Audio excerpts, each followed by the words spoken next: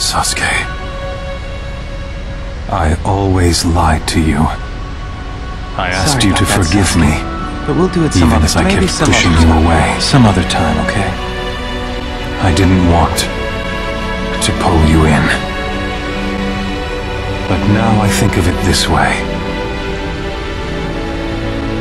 Maybe you could have changed father, mother, the Uchiha clan.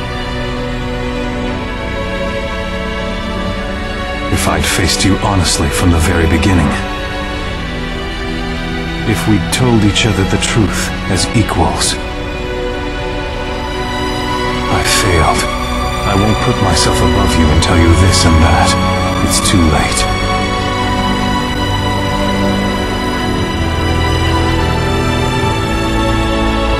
So this time for once, let me tell you one small truth. It's all right if you never forgive me. But no matter what you become, I will always love you.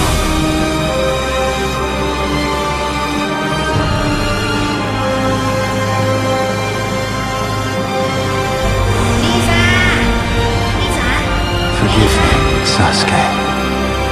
But this is it. Thank you, Sasuke.